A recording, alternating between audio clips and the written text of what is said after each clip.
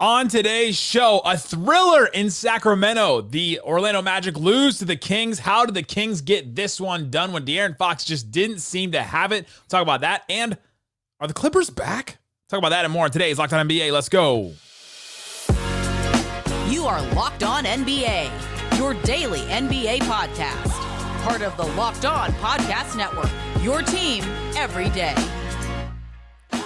And welcome. You are locked on to the NBA. My name is Nick Angstadt, host of the Locked On Mavericks podcast. Thanks for being part of the show. Making Locked On NBA your first listen today. With the best way you can help us grow the show is to listen every day. Leave a 5-star review wherever you listen to this. Comment anything below. Let us know in the comment section what team you're here from. Let us know who you thought was going to win that game.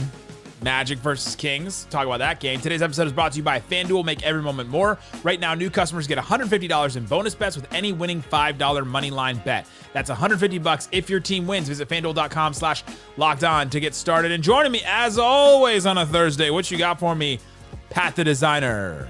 I thought it was going to be so much more fun listening and watching the Orlando-Sacramento game, but then I just had to keep hearing the announcers in that game. Like, the bias was crazy for Sacramento. Third team All-NBA. Oh, my God. Misses the layup.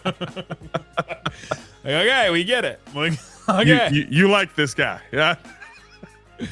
And then a foul on the Orlando Magic. How should it be a flagrant 2? And they call him Domas. I'm not a fan of Domas. Domas, that's like a nickname. I'm down for that. Are you down for Domas? I mean, I feel like that's I'm okay like calling. I'm okay with the nickname. I feel like that's like calling Luka Luke. Like Luke for 3. Or like, the Don. Come on. The Don. Yeah, I don't like it. It just feels weird. Today's episode, we'll get into the Clippers. I want to talk about the Clippers because I think they're back. They're 4th in the West. They've been there for a little while, but they were 11th at one point. And so let's talk about them. Why are they back? They get a win against the Suns, and then we'll play Count It Up, where we talk about those interesting, fun things in the NBA, including Jalen Duren taking a ride. Hey, yo. Off of a dunk. Our own Tony East had a quote from Rick Carlisle that's making the rounds about hot girls and if they can guard people. We'll talk about that a little bit later. And then we've got a Wemby. Wemby went against Pop. We'll talk about that and more. But let's start here. 2 overtimes couldn't be done in regulation. Magic and Kings, both teams on the second night of a back-to-back. The Sacramento Kings, both games were at home. Orlando, both games were traveling. They played the Warriors the day before. Then they played the Kings. So both of these teams had been on the second night of a back-to-back. Yeah. The Orlando Magic have Jonathan Isaac out, obviously, because he always is. Markelle Fultz has been out.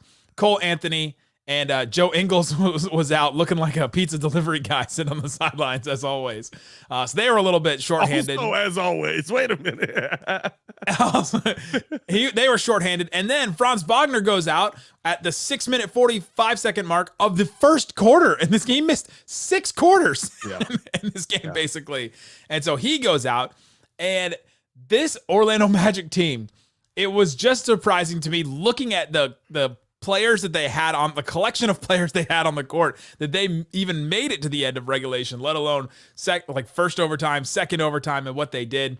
Paolo Banchero, 43 points in this one. They hit 25 threes in this game. They took 44 of them. The Magic take 33s a game, and they only hit 33% of them. It was just a wild game for the Magic. What did you see from Paolo Banchero and this crew?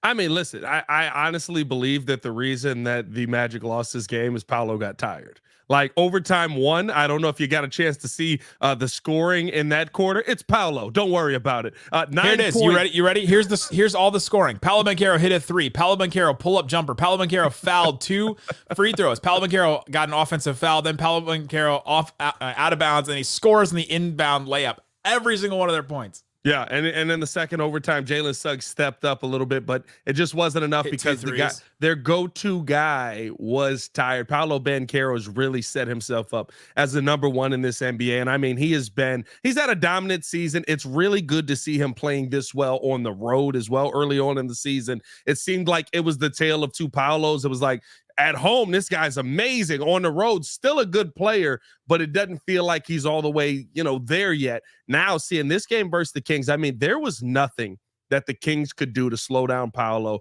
this entire game. 43 points. I thought that, his mindset was really just, I'm going to be better than the guy on the other side of me, no matter who that is. They threw a bunch of guys his way, and it wasn't like the Kings were playing a bad game. Even defensively in moments, it seemed like the Kings were doing a good job on Paolo Banchero, but Paolo just one of those players, right? That anomaly, that guy that you're just like, he gets down low. He's very strong. He's able to finish through the contact. He's going to get to the free throw line. He's going to get and one situations, and he can knock down the 3-ball on top of all of that. This young man has such a bright future in this NBA, and I am very excited for the fans in Orlando, because we're talking about a Sacramento-Orlando game. This would have been sacrilegious for like 10 years in the NBA since Chris Webber left. So, what, Chris Webber and Shaq? Is that like what he had? Like, they didn't even play, not even the same time. This is sacrilegious here. I love it, though.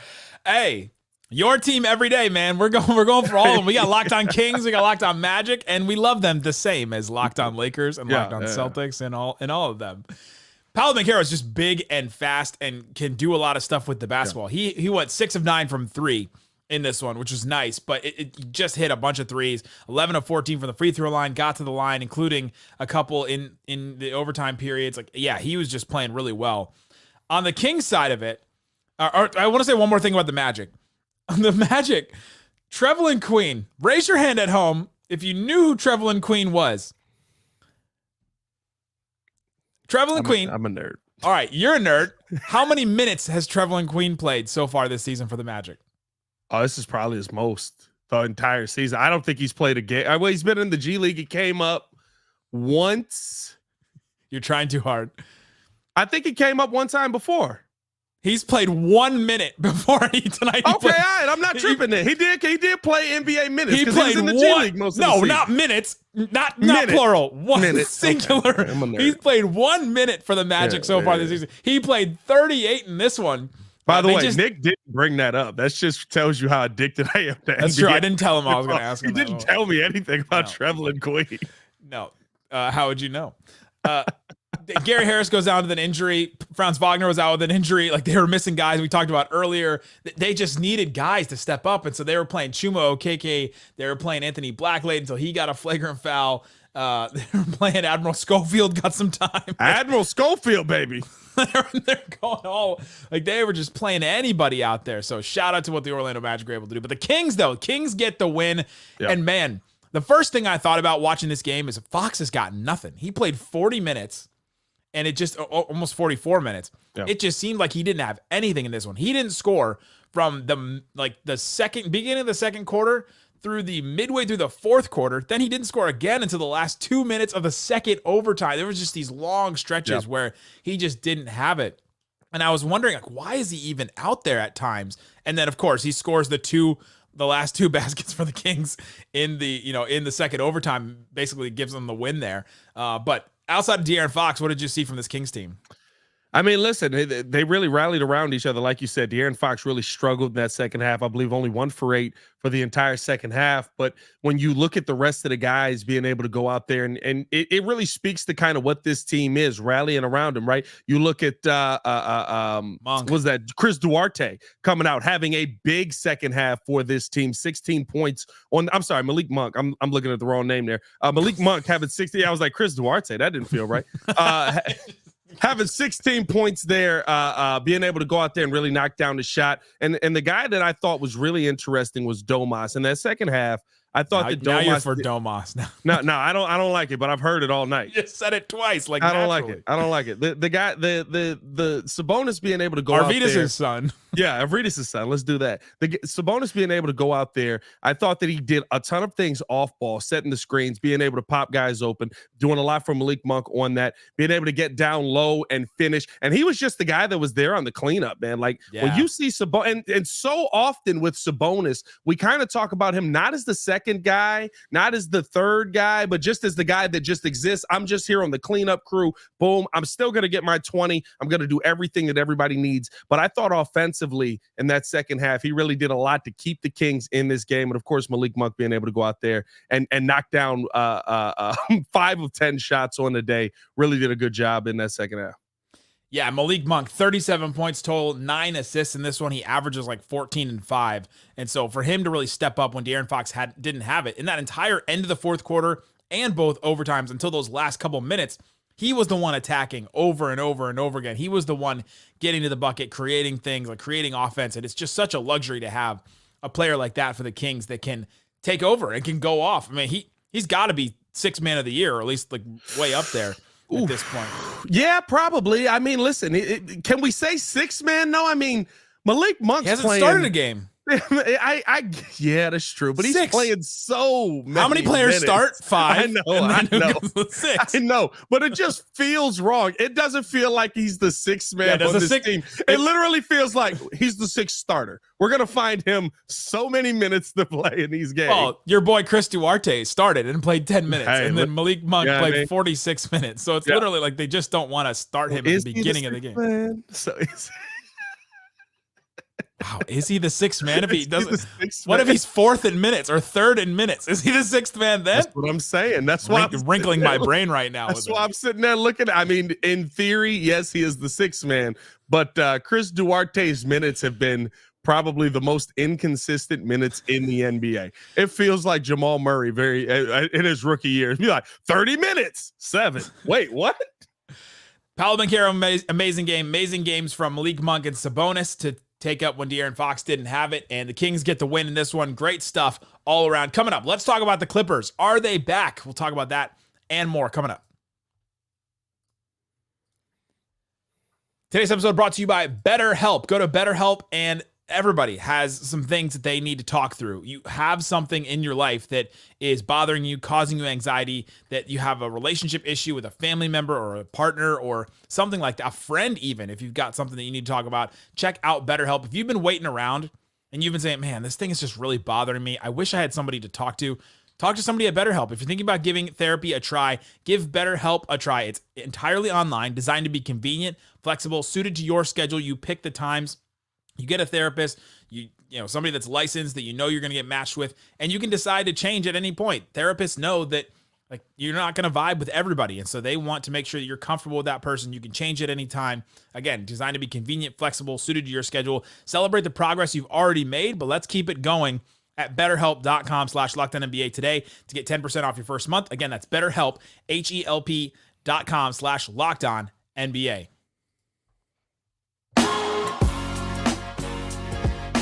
Thanks, everybody, for hanging out with us on Locked On NBA, being part of the show and an everydayer, listening every day. We've got the 24/7 live Locked On Sports stream. You're probably watching us on there right now. Hey. So go watch it on YouTube or watch it on Fire Stick or watch it on News On, a bunch of other apps too. So check it out, the Locked On 24/7. Sample a couple shows, see what you like. Maybe Locked On Bulls is on there if they do anything interesting. I mean, it's on there. It's the best we can say for it. It's on there. We're definitely more interested than the Bulls are right now. So tune in with us. The show is definitely more. Yes, yeah, 100%. If you're a disgruntled Bulls fan, come watch me and Hayes. We're also disgruntled Bulls fans. The Clippers get the win 131-122 against the Suns. Yeah. Paul George has 33. Kawhi has 30 points.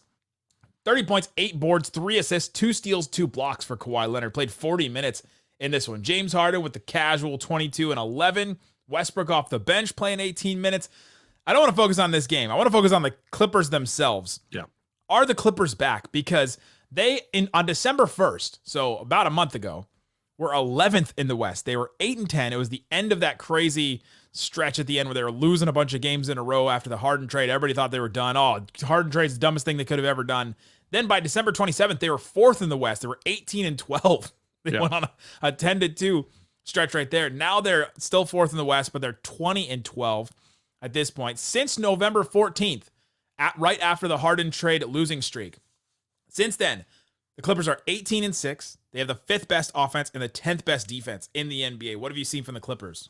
It feels like they're getting used to playing more than 5 games in a season again. Like I'm being facetious there, but it honestly feels like Kawhi Leonard is kind of settling in to playing a lot of time again. By the way, hasn't been hurt. It's crazy. It's a miracle. This guy can play basketball. He missed 4 games with a left hip contusion, and that's it. Played back-to-backs, played 40 minutes here and there. Nothing is making the Clippers organization look worse than Kawhi Leonard just not getting injured and continuing to play games, even though they had him sitting out weeks at a time. But I digress. It really feels like they're kind of just settling in. And I think the thing is, right, with Harden is that nobody ever thought James Harden was a bad player. People think that he's bad for the long run, right? James Harden can play. He was literally one of the best point guards in the NBA last season. Led the league in assists. Are we surprised that James Harden can play here? I'm not surprised by this. I know people were like kind of, oh my goodness, this is the horrible time. He's not going to be able to come back from that. Like, okay, he's having a downtime. He's able to play again. Guess what? The real question for Harden doesn't begin till the playoffs, just like Kawhi, right. Just like Paul George. Everybody knows that James Harden can play in the NBA. The only 2 things that are sitting against James Harden right now are, is he going to be available for the playoffs? And is he going to be a D-bag and leave another team out to dry? Listen, he's left 4 teams out to dry, or 3 teams out to dry at this point. I don't think it's in the bag. I don't think it's too much to say that, right? Like I like the player James Harden, and I love how he's acclimated himself into this Clippers organization. I think he makes Tyronn Lue's life a lot easier because he can just go out there and make plays, like he said when he got traded there. I am the system. Still think that's a little much, but hey, let's see if you're the system when the playoffs get here. I mean, it's much, but it's working now. The Clippers have wanted a player like this. They've wanted a guy to set up the offense, to set up other guys, so it isn't just on Kawhi and Paul George to create their own shot. That is not a tenable offense in the NBA anymore, for just 2 guys to create their own shots. The Dallas Mavericks are finding that out right now, although Luka is a system as well in and of itself. Yeah. But I asked Darian Vaziri, Locked On Clippers. I was like, give me the rundown. What has caused this turnaround? First thing he said, no load management. Yeah, that's a given. Kawhi and Paul George just being healthy. Kawhi missed 4 games. Paul George has only missed 2 games this season too. It's great to have your star players around. Yeah. The third thing he said was Russ going to the bench and allowing Harden to do his thing, which is what you were talking about. Harden, since the Harden losing trade streak ended, 18 points a game, 9 assists, only 2.7 turnovers a game, which is that's a good assist to turnover ratio, and he's like +9 in his plus minus. In that he's been able to play his role, and Westbrook taking a step back. For all the credit you have to give Harden for his play, Westbrook stepping back, averaging just under 21 minutes a game in this stretch, averaging 8.5 field goal attempts per game. What do you think is the lowest field goal attempts per game Westbrook has averaged in his career? It's got to be this. It's got or his rookie year. Like I mean, besides it's obviously this one, but besides this one, his rookie year. Just throw out a number. 11. 13.4 his rookie year. 13.4 is the lowest field goals he's ever taken. This is a guy, Russell Westbrook, that was taking like 20, 25 shots a game at times, and he's taken 8.6. He's settled into this role. He played 18 minutes in this game against the Suns, and he's playing really good defense. There's a Reddit thread that was one of the #1 threads. I don't know if I agree with it, but the fact that it's a conversation made me pause. It said, Russell Westbrook should be in the conversation for Defensive Player of the Year in all defense. And I was like, hold up. But honestly, he's played really good defense off the bench. And him playing in that role, accepting it, and accepting not being the guy that just has the ball all the time. I did not have that on my Russell Westbrook end of his career bingo card. The 2 things I did not expect from like stars that we've kind of grown up with to change I did not expect Russell Westbrook to take a back seat and be a defensive stopper off the bench, and Klay Thompson to be the guy in the starting lineup that's like all worried about his stats and taking too many shots and like not being a team player all the time. I did not expect those 2 things to happen, but both of those things are realities now in 2024. Yeah, I mean, listen, when I look at Russ and what he's done off the bench, and y'all know how I am with Russ. I'm a big Russ fan. I think that Russ has found a role that fits him, and it doesn't take away from what he's done. I mean, he's still being able to score, right? Coming off of the bench, like you said, averaging about 23 minutes on the season, but not in that bench role. In the beginning of the season, wasn't in that bench role, but since he's really taken that backseat, I mean, last 10, still putting up 14 to 15 points a game, couple of games in there with 10. Assist numbers are still 4 or 5 assists, and defensively, he's been one of the main pieces that you can throw out there to really slow guys down, because Russ isn't slow at all. You saw it tonight, right? Russ didn't shoot the ball particularly well tonight, but there was one play tonight where he drives in. Ball's just there existing. He basically moves him out of the way just by saying, here I go. Like, you're not going to be there anymore, and makes an easy layup. Like, he's still got the burst of speed. He's still got the power. He's still very, very good with his quickness. And I love that about Russ. And I think that when you look at kind of how everybody now seems to have a role, because I think the thing with the Clippers was Russ wasn't the same level of scorer with the Clippers that he was when he was younger, but he still could get other guys involved. He still could get Kawhi involved, still could get Paul George involved. But you needed that third guy that was going to be a consistent scorer. At a minimum, Harden does give you the 20 points that you're looking for out of a guy while still giving you the assist numbers that Russell Westbrook can give you. That's why we're seeing this dynamic work so well. And like at the end of the day, listen, let's not have any crazy thoughts about this. Kawhi Leonard's been going absolutely berserk, and he's putting together what could be called an MVP season early on. His last 9 games, 41, 34, 31, 27, 36, 28, 30, 24, 30. He's pretty good. Pretty good. The Clippers seem to be back. The Clippers are doing a lot of things right, and it starts with them being healthy and a lot of their players playing, and Harden slipping into this role because they've set him up to be that, and Russell Westbrook has played along. It's been wild to watch. Clippers are back. Coming up, let's play Count It Up, where we count all the most interesting, fun things in the NBA, including Jalen Duren going for a ride and hot girls that can't guard anybody. We'll talk about that and more coming up. Hey, yo. Today's episode brought to you by FanDuel. FanDuel Sportsbook has all kinds of props and odds and spreads. I went to FanDuel, and right now they have NBA specials. These are fascinating.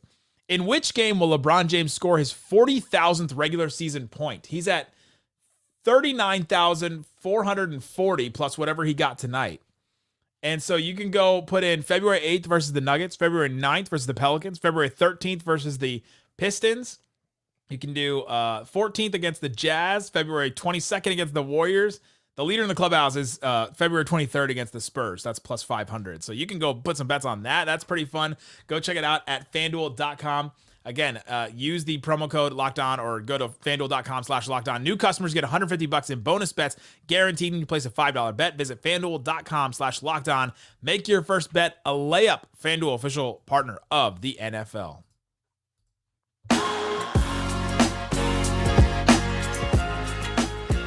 All right, Pat, it's that time of the week again where we counted up the most interesting, fun things in the NBA. Let's get into it. Big chicken, baby. Zion Williamson and porn star. Take that for that. Count it up. Count it up. Count it up. Count it up. Count it up. Did you see this play in the Jazz versus the Pistons game that included zero defense on either side? Several hundred points were scored.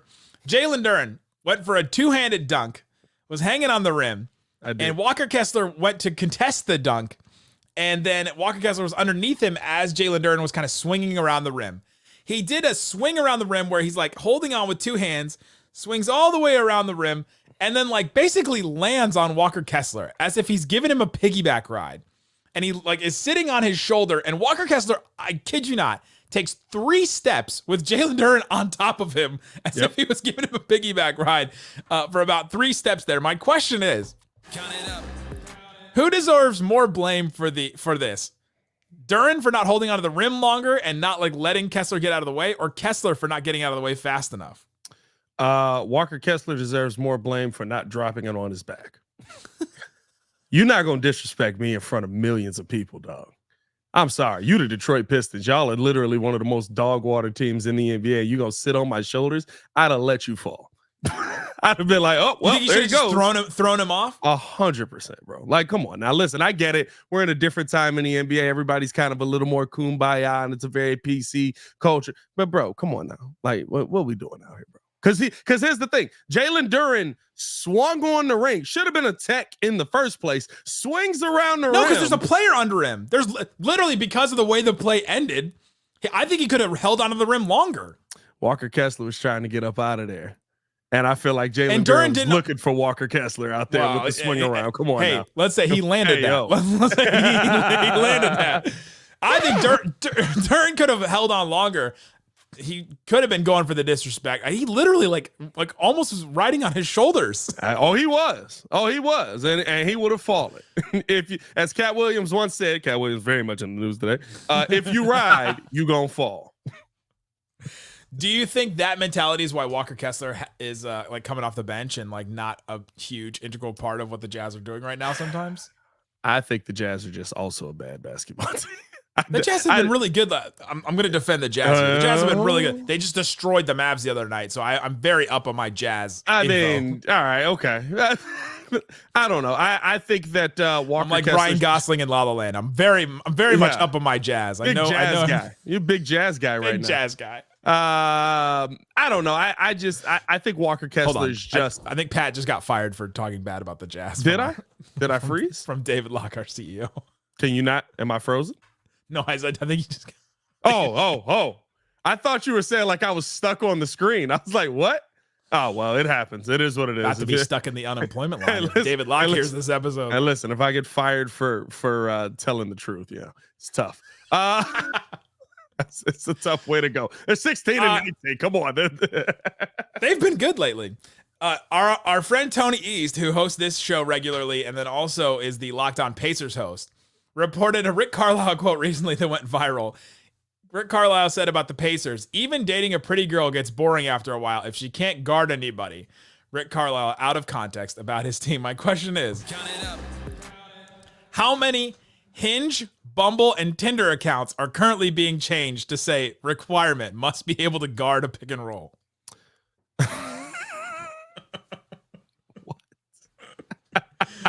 I saw so many people like, all right, I've got to go. Gotta go update the Hinge. I don't know. They got to be able to hedge now. They've got to be able to defend in space, right? Like if you go on one of those sites and you're like swiping looking for a girl and it says good D, are you swiping right or left? Like, I think I would just look at it and be like, I think I downloaded the wrong app. Yeah, I don't know which app I'm on here. I don't know if that's really what you want to see. Stops penetration. That's not what I'm on the site for. That's not what I'm here for. I'm here for Nick, you still there, Nick? Just saying, like defensive terms are not good for Hinge and Bumble and Tinder. I'll just say what Tracy Morgan said on 30 Rock. Freaky deakies need love too. Hey, listen, somebody's got to do it, man. You know what I mean?